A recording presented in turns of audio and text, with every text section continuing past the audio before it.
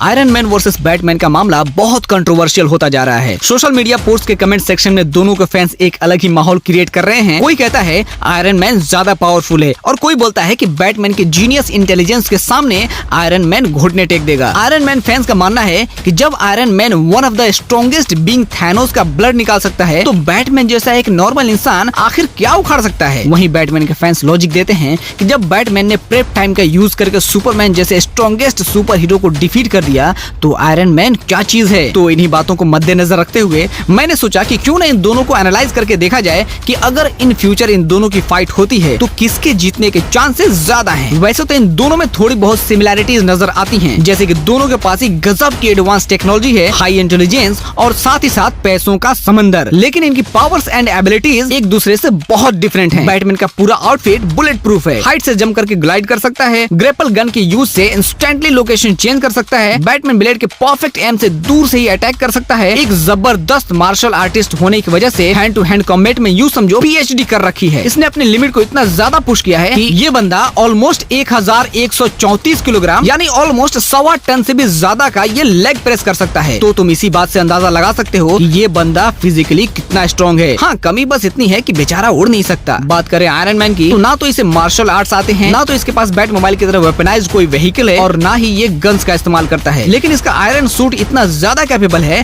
कि इसकी हेल्प से ये सुपर सोनिक की स्पीड से उड़ सकता है, 100 टन वेट लिफ्ट कर सकता है। टाइटेनियम होने की वजह से इसका सूट फुल्ली बुलेट प्रूफ है। इसका सूट भयंकर लेवल से वेपनाइज्ड है, जिसमें ऐसे टारगेट लॉकिंग मिसाइल्स हैं जो इनडिस्ट्रक्टिबल टैंक्स को भी सेकंड्स भर में डिस्ट्रॉय करने की पावर रखते हैं। और अगर ये अपने लीथल मिसाइल्स का यूज ना भी करे तो भी इसके रिपल्सर्स इतने ज्यादा पावरफुल हैं जो मेटल तक को तबाह कर दें। अब कई सारे लोगों का ये मानना हो सकता है कि बैटमैन के fast hand to hand attack को आयरन मैन डिफेंड नहीं कर सकता। तो तुम्हारे नॉलेज में बढ़ोतरी के लिए बताना चाहूंगा कि बैटमैन चाहे जितना भी बड़ा मार्शल आर्टिस्ट हो, लेकिन कैप्टन अमेरिका जैसे खतरनाक सुपर सोल्जर जितना फास्ट तो नहीं हो सकता ना। और जिस तरह से आयरन मैन ने कैप्टन के मूव्स को कॉपी करके उसकी वाट लगाई थी, उसके मुकाबले बैटमैन तो फिर भी एक नॉर्मल इंसान ही है। तो एट द एंड रिजल्ट ये निकलता है कि जब तक टोनी स्टार्क आयरन सूट के अंदर है तब तक बैटमैन उसके सामने सिर्फ एक खुदकता हुआ बंदर है। लेकिन यहाँ बैटमैन फैंस एक लॉजिक दे सकते हैं कि जिस तरह बैटमैन ने क्रिप्टोनाइट का यूज करके सुपरमैन को नॉक किया था, ठीक उसी तरह EMP का यूज करके वो आयरन सूट को डिसेबल करके आयरन मैन को डिफीट कर सकता है। तो क्या रियली ऐसा हो सकता है? अगर ये पॉसिबल है फिर तो बैटमैन क्लियरली विनर नजर आता है। लेकिन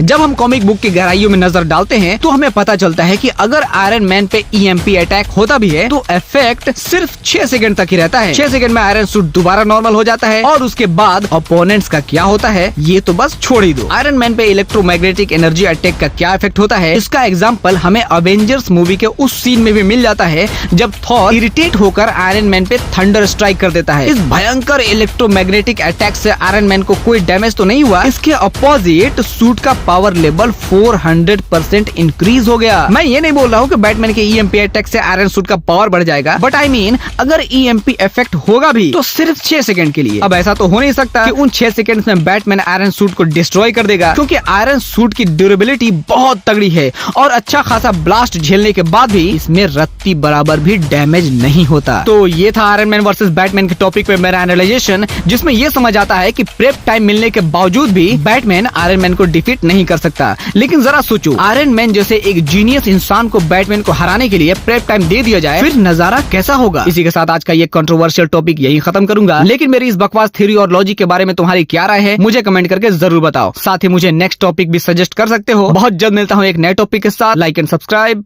बाय बाय।